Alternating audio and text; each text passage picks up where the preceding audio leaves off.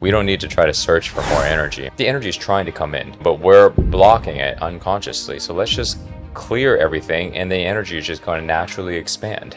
Some of your students go through that enables clearance and not just heightened energy, but released trauma as a result of doing some of this work. I've had a student that went through the program dealing with pain in her neck for about 17 years. Her whole identity was around her being this person with pain.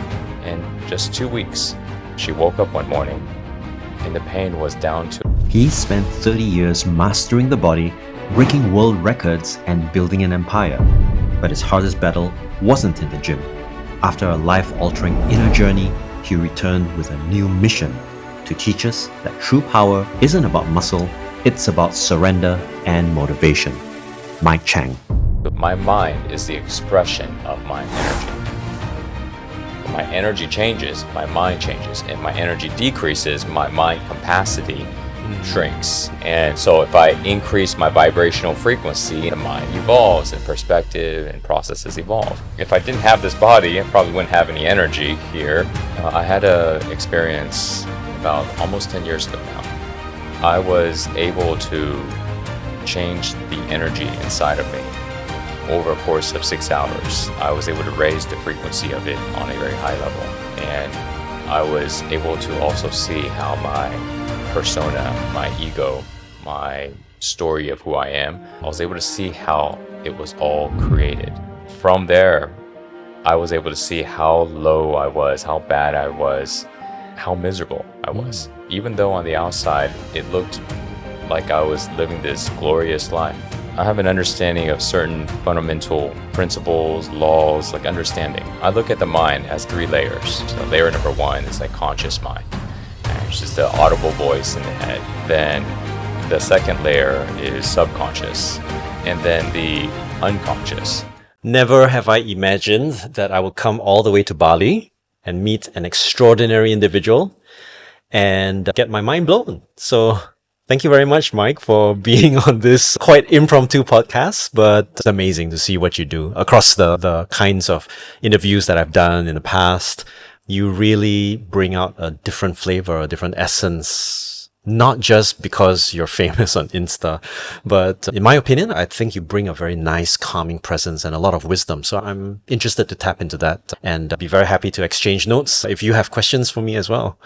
Let's do it. Yeah. Just for the benefit of the less known individuals who don't hunt on IG, would you tell us a little bit about your IG journey and what it entailed over the last few years? I jumped on Instagram years ago, but up until maybe 3 years ago, I think I only had maybe 30 or 40,000 followers, and it skyrocketed in the last couple of years. And before that, I built a YouTube channel that did really well. We were the most subscribed channel on YouTube. And this was back in 2015. So it's been a while. It's been a while. And what I share on Instagram now, I share on YouTube as well, but Instagram a lot more right now. You can say I help people increase their energy, help them become more happier. And there's a unique approach. I only call it unique. In reality, in like maybe 5 or 10 years from now, hopefully it's not unique. Everybody knows it. That's just the way you do it. Great. Mission accomplished. The people out there that also get it, and you being one of them. So let's do it. But right now, there's still people that are surprised. What are you doing? And I help people be able to release fear, trapped emotions, stress, all these things, trauma inside of their body. So this way, they're able to reprogram the same stories and the stuff from their mind and have that to be one of the outlets to doing so instead of going just directly through the mind. And I find that very fascinating in and of itself because I've studied quite a number of different healing modalities, being a psychotherapist and using talk therapy most of the time, coaching, you name it. And what you've mentioned is something that I only stumbled upon maybe about 5 years ago, which is about somatic methods of release. I've seen it done in breath work, but I've only recently realized what else can be trapped in the body. From that standpoint, could you elaborate on some of the experiences that some of your clients, some of your students go through that enables clearance and not just heightened energy, but released trauma as a result of doing some of this work? How does that take place? So as we know, if we have pains and tightness, if we have chronic issues with the body, there's also trapped traumas, or there still is a certain programming that exists in the mind as well. They go hand in hand. And for example, I've had a student that went through the program. Her name is Bella. And she was dealing with pain in her neck and shoulders for about 17 years. And she doesn't really know how it's like to not have pain. It's just who she is because it's been so long. And she's probably, if I had to look at her, I would say she's in her like mid 30s. So it's been over almost half her life. She went to many doctors and they all recommend surgery. You gotta cut it. But she just doesn't want to, because the idea of that is just, she feels like there's just gotta be a way. She joins the program and she didn't do anything special outside of the program. The program is really simple. It just gets them to do practice every morning, every evening. And outside of that, she joins the live sessions where we discuss about certain principles and we help people take a look at things inside. And just 2 weeks, she woke up one morning and the pain was down to 1. And she feel that's there, but she was able to do so many things. And she was talking about how she went to the park and was doing cartwheels and just playing like a kid because she doesn't know how that's like. And she was sharing in one of our live calls how she's just blown away by it because her whole identity was around her being this person with pain. And as we started to talk about like mental stories and stuff, I'm trying to recall what hers, because she shared some. I don't remember what was the specific thing on that change. I know she talked about it. But that one, I clearly remember the physical, but she talked about the mental. I just don't remember right now. Okay, so would you say that the body then informs the mind and that there's a recalibration in the mind? Form. It's happening simultaneously. If it's happening in this dimension, let's say if I change this table, if I hit this table and they make a dent in it, then I'm changing the physical structure of it. But then the energetic structure also is influenced. And it's not one influences another. It's happening like simultaneously because we're just looking at it through different lens. If I look at it energetically, I say it's affected that way. If I look at it physically, it's affected that way. So it's quite a quantum approach to looking at things. And when it happens and there's some kind of a release traumatically, the individual does have multiple points of change, not necessarily just one. The way of speech, the way they carry themselves can actually change at the same time too. Yeah, fascinating. So you're mentioning someone who's about 35. How have you seen any differences in terms of people of different age groups? Like how about some people who are a little older, in their 50s or 60s? There's no difference in the amount of results that person can get, regardless of age. It's motivation. That's the variable that's consistent. Okay. Whether or not someone's old in their 60s and 70s or they're in their early 20s, if somebody has like a really clear reason to change, they're really motivated, they put in more effort, they put in more attention, and they actually follow through in assignments and things like that. They're the ones getting the results. Yeah. So it's also about the starting point will be the mindset, and then the consistency to be motivated and commit to that particular purpose that they have. That makes a difference. I'm curious how this actually came about. You've done this for quite some time, right? Was there a starting point where it kind of awakened you to the need to do this? Yeah. I had a experience about almost 10 years ago now. And that was a very clear starting point. And it was August 8th, 2015. Yeah, so it's been a while. And I was basically, to keep this story short so we can dive into other things, but I was able to change the energy inside of me over a course of 6 hours. I was able to raise the frequency of it on a very high level. And I was able to also see how my persona, my ego, my story of who I am. I was able to see how it was all created. How was the whole construct of it. And by being able to see all of it, it also gave me other epiphanies as well, which is I wasn't the voice in my head, and that I have a voice, like I have hair or clothes, but strip that away and I still exist. I is this non-changing thing or being, and therefore if I wasn't this voice that's saying all of these crazy stuff all the time and worries and all that, then I wasn't always impacted by it anymore. It couldn't control me like it did in the past. And I was able to have this full-blown experience of this. And from there, I was able to see how low I was, how bad I was, how miserable I was. Even though on the outside, it looked like I was living this glorious life, like I achieved the typical American dream. Good business, money wasn't a concern at all. Great physique, tons of friends, a good level of fame.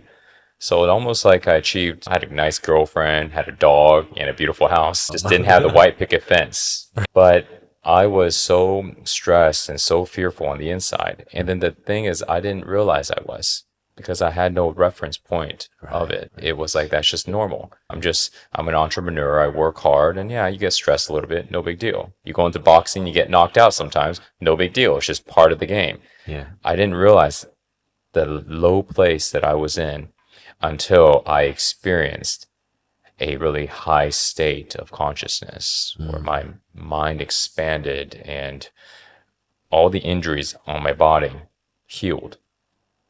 In the course of 6 hours, I had this really bad back injury that wouldn't heal in 9 months. And I'm really good at healing things because I messed everything up over the years. And I know how to rehab everything. And I blew out my back too many times to count. And this one seemed to be no different, except it wouldn't heal. In 6 hours, it healed. So there's all these things that some people would almost call like miraculous. But I don't believe in miracles. I believe there is a cause and effect to everything. So that point on is when I really started to dive in and committed my entire life to understanding how things worked. How do my mind, body, emotions work? And what caused me to be in this high state of bliss, and happiness wouldn't even be the right word because it's just so commonly used. It's not even happiness, but lack of a better word, extreme happiness beyond imaginable. Like the idea of fear was like it didn't even touch me. It was like a joke. There's no fear problem that didn't exist. There's just a level of stillness and peace that was so high I didn't know what it was. There's no familiarity to it. Is there a way to get to this bliss in a structured and systematic way using the body alone? Yes, I am. And there is now. Here's a tricky thing to this. I can say that what I'm doing to help people, it works because I've seen it over and over. But now, if we were to go ahead and say, can everybody experience what I experience? If they were to follow and do exactly what I tell them. Now, honestly, I don't know. Because here's what I realized.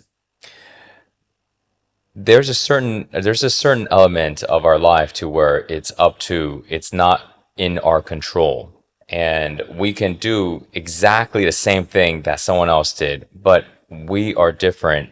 We have a different life path. We're built differently, and who knows whether or not we were meant to copy somebody's outcome exactly like it. That's beyond me, and so I can't say that would be it, but I can say that there is a very specific structured path towards improving. And can it copy me? I don't know. But improvement, for sure. That's a very enlightened way of looking at things, because it's almost like saying, not diving into a trap of saying, yeah, the method is foolproof and it works, which there's so many people who are out there who are claiming stuff like that. Yeah. I'm curious to dive into your way of thinking surrounding this. What goes on inside your mind when you're doing flows, when you're working with people who are going through some healing processes? What do you see? Is there a process that you go through?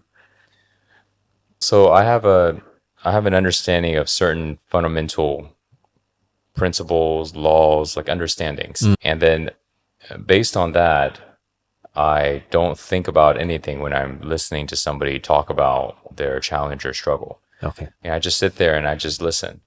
And I wait for the information to come on what to respond.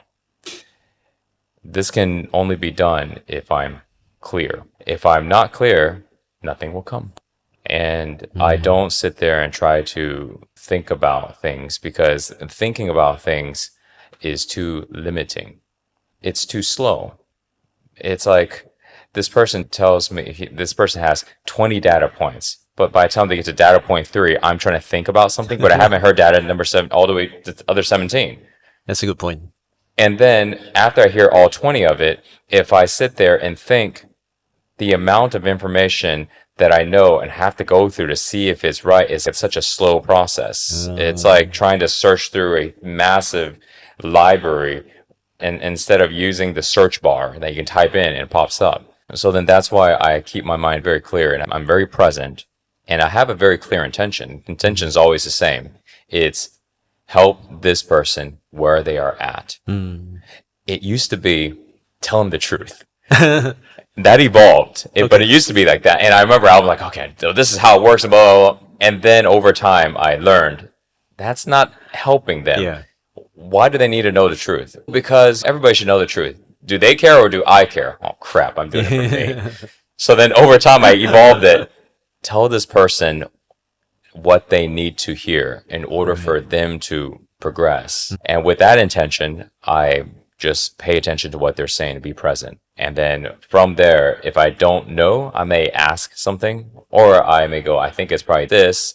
And then from there, there's this back and forth, and I start to build the situation. I start to build an understanding of their life with the little details. And the more we talk, because sometimes you'll talk to somebody for 15 minutes and they go, also this happened. Then suddenly the whole construct just evolved and changed. Yeah, that's right. Yeah, I do exactly the same thing. It's very deliberate that I ask questions surrounding a person's mental model. Very frequently, I'm surmising I get to a similar point where it's non-judgmental. It's foundationally based on certain types of principles, which I want to get into. I'm suspecting that we are operating on similar principles there, so that when the information is present, what happens in my mind is I notice certain things which are brighter, that somehow draw me to those points of information. And it's more intuitive rather than logical. So they might happen to say something along the lines of, yeah, and this is how I was walking my dog. And I'll, okay, that's a very interesting data point. Maybe it's because of the inflection. Maybe it's because of the way you twitched your eyebrow. And I'm taking all of that in, no longer as just the story you're telling, but who you are as you're telling that story. And you're right. Sometimes when in my younger days, when I was doing counseling, it was like, okay, hang on, let me take down some notes. And you, what did you say again? And it just breaks the entire flow. And that probably is why a lot of counseling doesn't work. It's people who are breaking that flow of the energy that was originally connective in the first place. Yeah. If you could speak a little bit about the nature of the principles that you think you operate on, how do you define them? So there's 7 principles that I teach, but there's more that I go off of.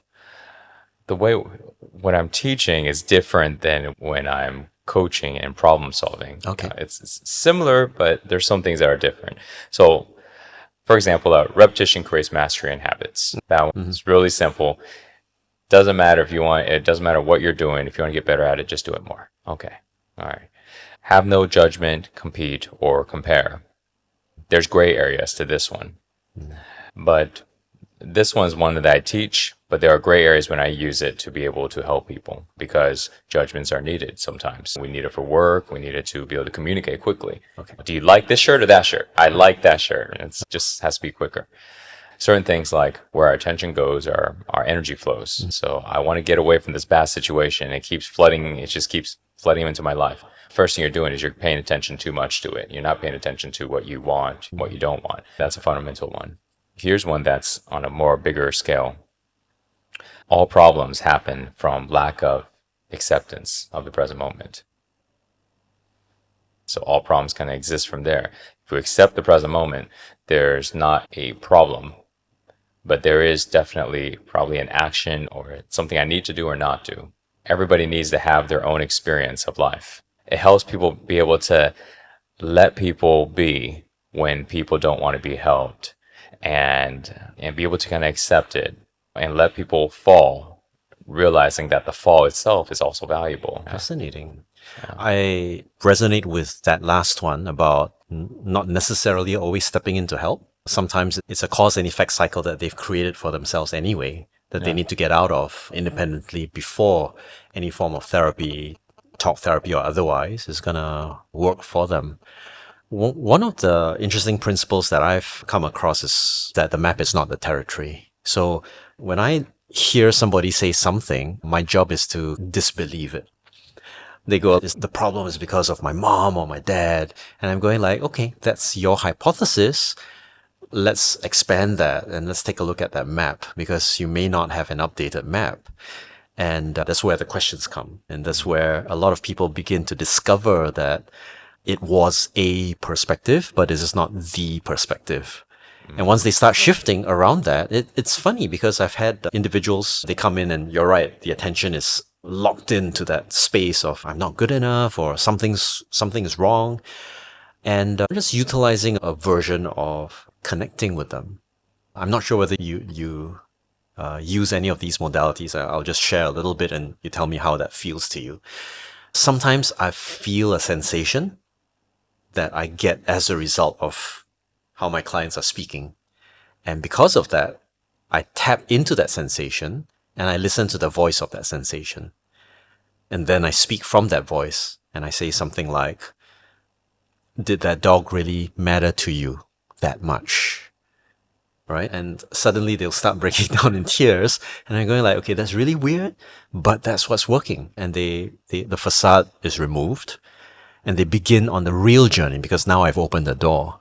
And that journey is quite magical. A lot of the time when they, like you mentioned about acceptance as the starting point of almost everything, right? You need to be able to accept it to a great extent. Sometimes I'm watching them run around in circles in the first 15 minutes and I know you're just bullshitting, right? And up to a certain point, when you run around in those circles, I am feeling an energetic sensation in my own body, because you are creating that energy to me. And that's what you're doing to the rest of the world. So this form of transference causes me to listen to my body and speak from my body. I know it's a little bit weird sometimes to do something like that, but I don't classify it as intuitive. It just so happens that you're giving me different types of information that allow me to ask those questions. Case in point was not too long ago, there was this lady who came to me asking about business. Right? Okay, let's talk about business. How you can scale your business, how you can do better, and so on. The more she talked about it, there was this itching feeling in my body. And I said, like, how exactly is your husband taking this? Man, she collapsed. It was like, boom. And I'm going like, what's behind that feeling? What's going on there? And she had a huge imposter syndrome because her partner was already very successful in doing what he did.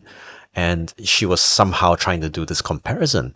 And I really didn't have any reason why I would ask that question. If I were an official coach under the standard coaching criteria, I probably would have been banned for asking that question, because it might come across as insensitive. But yeah, I'm not sure whether that kind of resonates with anything that you do, but it's almost like I am with them, but I'm not them. So I can sense what they're feeling and not have to suffer the repercussions of their feeling. What do you call that?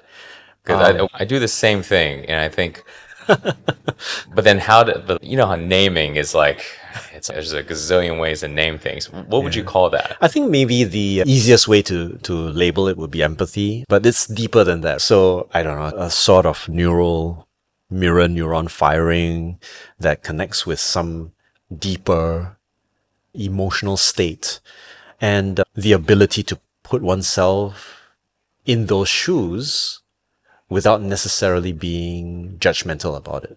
I think the judgment does take a lot out of it. I've had people who are also very intuitive, and then they start shoving their own opinions down my throat, which makes it feel very disjointing. I mean, they're good intentioned, but not empathetic. So I think the basic word would probably be empathy.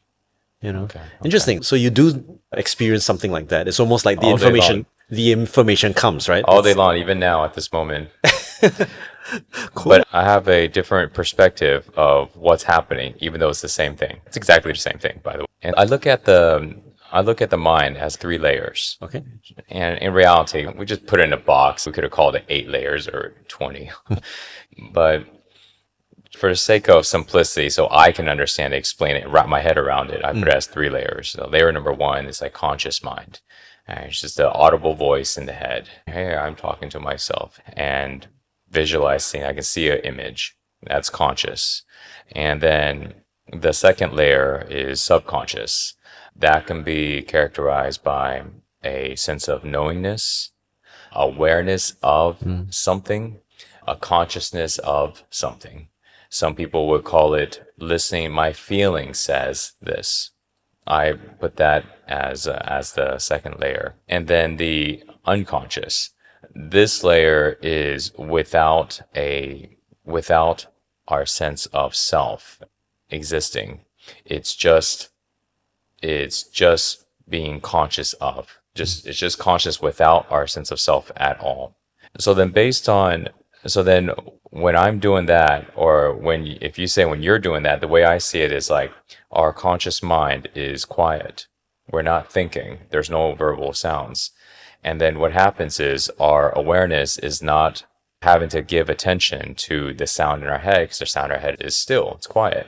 So then our awareness is naturally more here in the present moment. And if the intention is to help this person, understand this person, figure this person out, give them the right answer, then the intention is still here and being very present. We're now not just hearing what they're saying, but all the other signals and signs, from body language to tonality to pauses and things like that. And at the same time, because of our attention is here, we're also simultaneously able to feel in our body as well, and be able to connect to our own energy, which then gives us other information, because we can sense certain sensations that come up, which then can help us be able to understand what's going on with them. How on that, sometimes if I have the intention of, I want to feel what you're feeling, and wherever issue you're having, I want to feel it here, then that intention itself can allow me to feel what you're feeling, because I open myself up to that. I have a friend, he was a prior student, and he's now one of my instructors as well. And he trained his tactile sensation on his hand to be able to sense vibrations and to recognize that this vibration is a disease, and this disease feels this, and this disease feels like that, and recognize the feeling. And he trained his hands to do that. But this is like 3rd generation, so his father's father learned this and then passed it down, and now he's doing that. And so like the way that we're able to train our body and train our mind to be able to accomplish what we want is vast. So when you're talking about how you feel into your body and it gives you this information, like you do that, I don't do that, but then I do it in another way because of my intention to do it that way, not because if I practice that, maybe I could develop it. But the similarity is that the conscious mind, the noise in the head, has to be quiet, and automatically by default, our attention is here more in the present moment and being able to pick up more information. Because when we're here in the present moment, our attention is not taken from the verbal, from the audible sounds in the mind. So therefore, we're able to become aware of more information here, because the information is always here. But if I have a limited amount of awareness, then I can only gather a limited amount of data. And if I was to think, then that little bit could only give me a certain amount of information. And another analogy I like to say is like walking into a room, and in one moment seeing the room, I can instantly get a lot of information about this room, versus if I walk into a room and then I was to verbally talk about the room in my head and describe it in my mind. It takes forever. Yeah, that's right. So I think that's just it's needed. And I think everybody needs to be able to develop the skill for their intention or to increase their performance in business, coaching, healing, partnership, everything. Just because this expanded level of awareness not only helps us access more information, it allows us to access the actual feelings that we have or the emotions that we experience, which is very, very real. It cannot be made up. Our thoughts can be made up, but our feelings and emotions are not. They are actually happening, and that's actually what's happening. Doesn't mean I need to blindly follow it. Sure. If I'm afraid, it doesn't mean it's always going to be a no. I maybe need to go for it, but at least I know that this is what I am experiencing right now versus I can just make up anything in my mind. How does the body... Okay, this is probably a confluence of many questions. So I'm going to start off with, when you are doing your flow work, what is the intention in your mind? And Let go of tension. Let go of tension. Let go of tension, increase energy, and increase presence or silence the mind, meditative state. And for the students who go through this, are there typical blockages or things that prevent them from being able to fulfill this intention? Absolutely. Judgment on them not doing a good job. Judgment on they don't feel like doing it, and there's this constant thing in the inside. They're not able to actually do the exercises, let's say the 1-point focus, or they can't do the principle of non-compete, compare, or judge, or things like that. And how do they overcome this? Because I get that. I was with you in the morning, and it was really difficult. It's one of those things where it's not difficult because the movements are difficult. It's difficult because those movements are novel. And a lot of time, if you do bicep curls all day long and across a couple of years, you get climatized to that kind of action and behavior, so the body doesn't really respond to it anymore. But doing that, I would gladly fail in everything because it gives me new information about what's missing, right? And the kind of actions that need to be taken. So it's rather than, oh, I can't do this, it's more, oh, let's do it again. Yeah. And again. I think it's that repetition creates mastery principle. Yeah. And then the non-judgment part. Hey, don't worry. It's just natural. Everybody starts off somewhere. Don't worry. Keep doing it. You'll get better. And is that true? Absolutely. Yeah. Absolutely. Okay, cool. When somebody's doing these exercises, the uniqueness about that versus, let's say, maybe I just do yoga. We were talking before, right? Downward dog is, in my opinion, one of the universal best yoga poses as far as difficulty and accessibility by everybody. But why not just do yoga, for example? So, as we know, fear it's the thing that just kind of creates a lot of issues in our life. It's just universal. So whenever we're experiencing fear and all the emotions, our body has a signal by tensing up. It's a very natural response, and it happens pretty much with all human beings and different places. And so what I learned is that instead of just trying to help somebody let go of fear through the mind, if the body is tensing up simultaneously as the person is creating a fear story or perspective or something, then that means if we were to go and let go of the tension, how would it affect the mind?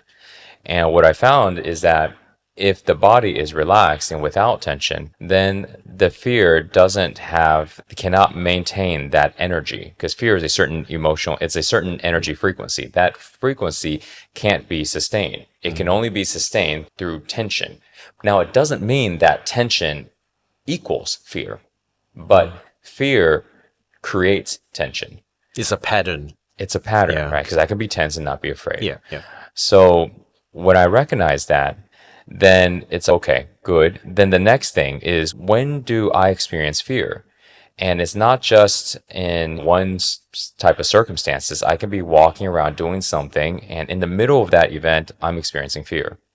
Right? We were on stage, so we can be on stage and experience fear. So at this point, I can't go ahead and stop and go away and meditate and try to clear it. I got to keep going. So that means if I can let go of the tension and therefore let go of the fear, but I need to be able to let go of the tension while I continue to do this action, then what type of physical practice can I do to allow me to keep doing whatever I'm doing and relax simultaneously? Right. So this way I don't skip a beat in my everyday life. Right. So what's happening is that the mind originally would have created the pattern of tension within the body, but because of the use of flow, you repattern it. You allow the individual to tap into different physiology that breaks the original pattern of fear. So it's not even something that will come up. And then now I always ask people this question, or we can take a look at this. What's the difference between a conversation and a argument? Right? It's, you say this, I disagree because of this. Yeah. I disagree because of this. We can say the same thing. Yeah. It's emotions. Because if we disagree, we can be talking calmly and using the exact same words, and it's still a discussion. But the moment we get emotional, even using the exact same words, it's now an argument or a fight. So then when I realized that, I'm like, okay, so now imagine the same thing with fear. What's the difference between I'm afraid that if I do this bad thing is going to happen, or I'm afraid that people are going to look at me funny, and if I'm thinking that, but my body's completely relaxed, am I experiencing fear? Or is that a valid concern? Or I should say mental concern, but that doesn't have enough basis. But you don't get caught up in it. You don't get caught up. It doesn't affect me. Yeah. I get that. And my thought that you sparked is I can say I am afraid. Let's say it's a relationship, an intimate relationship, and I say, you know what, I'm afraid that something will go wrong with our relationship. Yeah.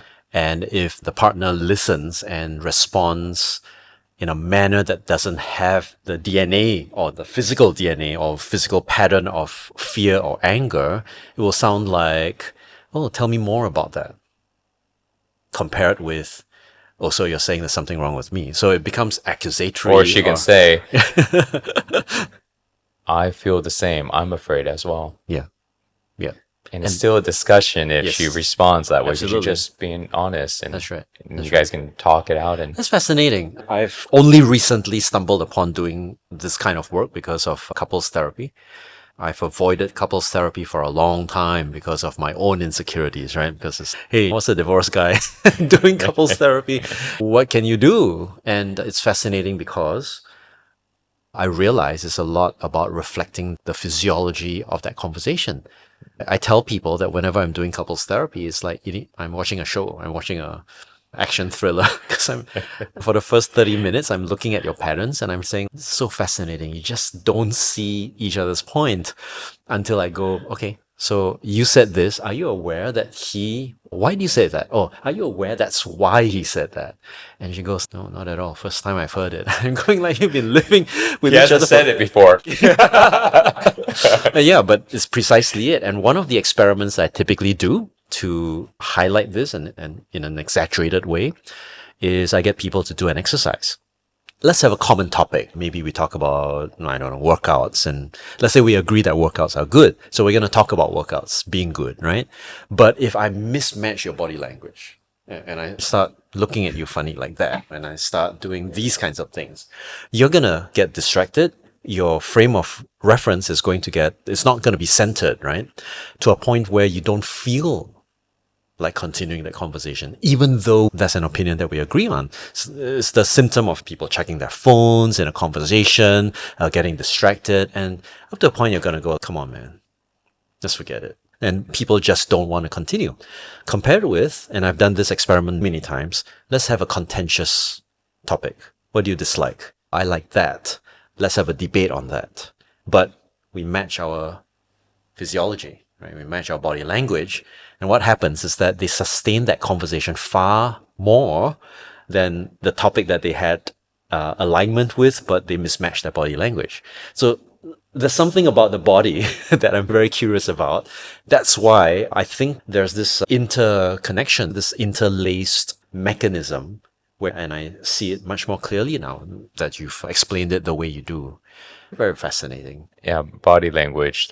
Body language is very real. Yeah, very real. And sometimes the body language is saying different than the verbal. Yeah. And Yeah, like the exercise that I just did. I'm depressed. Yeah, It's yeah. like- it was so hilarious.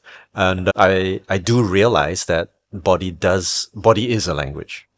And when I came to respect that, I had to ask people, like, what's your body saying now? Because, when people are hyperventilating or they're tapping their feet or they're shuddering, I said, your body did something. What is it saying? And that seems to bring up an essence of verbalization, that finally they have someone who's noticed what was being said. It's like a child who wants a toy and is asking their parents for it, but the parents don't hear it. So what happens is that the noise gets louder. Yeah. The complaints get louder until a point of time where either the parent does something about it and says, oh, sweetie, here's your toy, or they blow up at them. And that's where the separation takes place. And that separation and fragmentation causes probably more damage to the psyche simultaneously in the body, I think, that causes all this pent-up tension and trauma. I'll tell you what just happened, which opens up another topic that's similar. You were saying that, and I had something that I wanted to share, but here's what happened. When I had something I wanted to share, and then I wasn't as present because I held on to what I wanted to share for a moment, and then I let it go, and then I paid attention again. And then when I paid attention, I became aware of myself paying attention.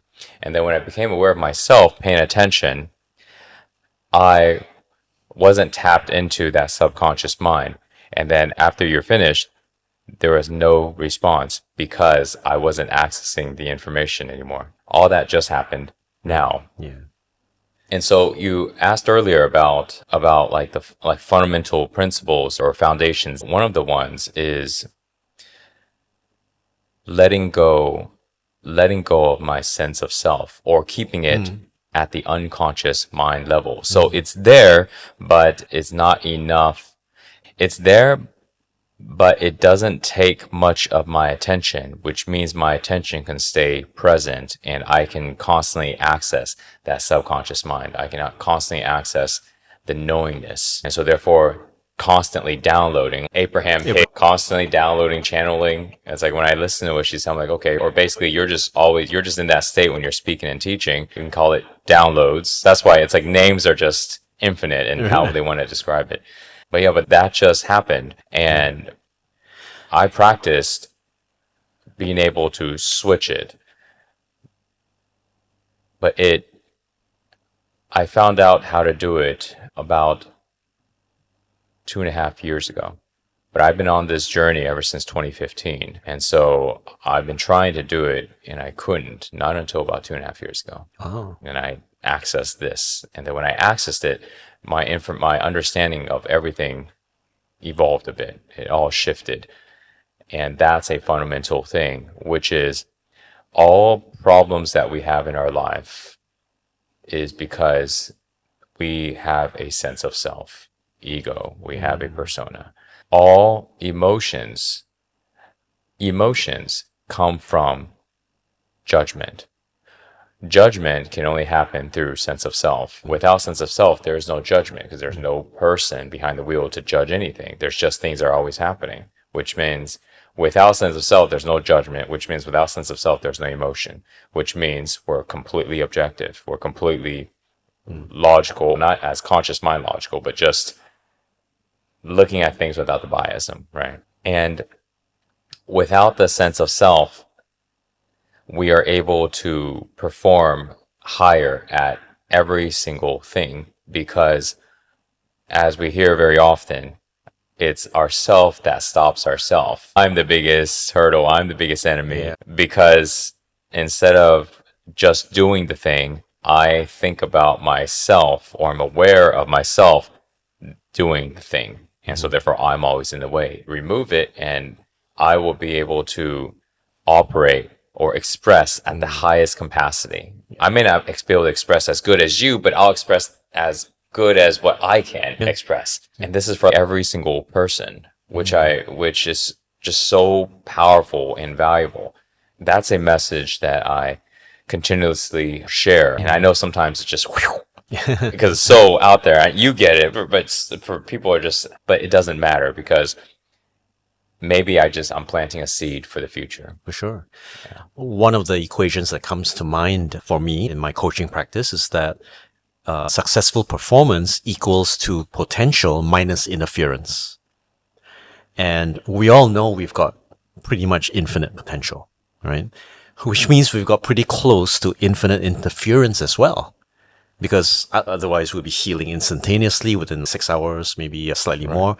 We'll be doing amazing things. We'll get out of our own way and achieve fantastic results. But a lot of all these interferences that stem from the inside, what I'm starting to realize is that the body is like a conduit or a gateway to educate the blockages inside the mind so that the interferences can be worked on as you work on the body. So as I'm working on the body, these blockages simultaneously in parallel function as maybe even like an analogy where as I work on the body, these traumas or these difficulties or these emotions are also simultaneously being worked on. Yes. And as you said that, what I was going to say earlier that I forgot came back, Okay. which is exactly that. When we talk about mind, like where does mind come from? Yeah, I remember asking this. And because mind changes, like perspective, mind, information. When we're feeling good, we think in that way. When we're feeling bad, we think in that way. So what's affecting the mind? And I look at it as, well, mind it's energy. But it's a direct correlation of what's happening in the body, which is why when the physiology of the body changes, right, I'm in pain. Oh, I'm going to think very different now. Yeah. I feel light and loose and good. I'm going to think different now. So therefore, my mind is the expression of my energy. Is there a difference between this and then the punch that it makes? This is just the punch, the impact on the table is just the expression from this movement. And my energy's expression is mind. When my energy changes, my mind changes. And my energy decreases, my mind capacity shrinks. And so if I increase my vibrational frequency, and then if you look at David Hawkins' map of consciousness, right, the mind evolves and perspective and processes evolve. So then I started looking at that. And then the next thing came up, which is with the body, if the mind is an expression of the energy, what determines the energy that I have? And then I look and I'm like, if I didn't have this body, I probably wouldn't have any energy here. I wouldn't be functioning here. So it's got to be this body, the temple of God. Okay. So then this body is the container, is the energetic container. And then and that contains the energy. And then the mind is the expression of this energy. Right. So I started to wrap my head around how the mind and body are one, how they connect with each other. And it's helped me be able to then, because it gives actionable steps. And if I condition the body, is not just about here, it's about conditioning the body to increase the frequency of energy and increase the capacity of energy. Because I can increase the capacity but not increase the frequency. I can get mad and get more mad. Increase the capacity but not the frequency, or vice versa. I can be very low in energy and be very peaceful and be very high frequency but low capacity is a low amount of energy to express. So I want to increase both. Wow, I really like that analogy. So it's actually a very good bookend to this session. I do agree.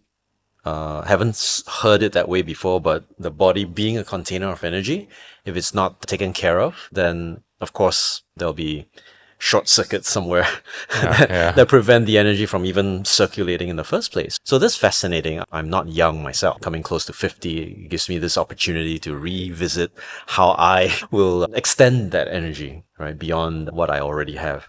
And I can see a lot of positive effects of the body, even though it's highly misunderstood and underestimated. When I was my lesser self, I would be consuming all kinds of junk food. My dad passed on from cancer. So I went to study the information surrounding his passing. And I realized that, wow, I'm on the same journey. And that forced me to put a stop to it.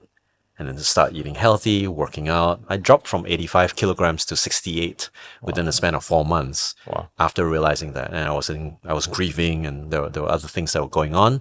But it was one of the most profound experiences where suddenly the mind is actually present. And I can only hope or wish for other people to know more about this amazing healing capacity that our body actually does have. And the way you put it beautifully, right? The mind is just the manifestation of the body's approach to generating that energy. It's just a representation. I think can be investigated much further. I think I'm really excited now that I've heard what you've mentioned and how it connects with flow and utilizing the body more regularly in order to stretch, expand that capacity, raise the frequency and vibration so that the energy has always been present. It's just that it was locked with interferences, all this interferences, because we don't need to try to search for more energy. Yeah. There's energy there and there's energy there. So it's not trying to look for more. It's just the energy is trying to come in. Yeah. It's trying to come in, but we're blocking it unconsciously. So let's just clear everything, and the energy is just going to naturally expand. We're going to naturally increase it because it's everywhere. It's like wearing a suit and jumping in the water and complaining, why am I not wet? Take off the suit, stop blocking the water. You're already in water. It's all the way around Fantastic metaphor. Mike, thank you very much. It's been an honor and a pleasure to have this conversation with you. It's really enlightening. How do people find you? Flow60.com will be the website, and they can look me up on Instagram, Mike Chang Official. Okay, awesome. Thank you very much. Thank you, Stuart.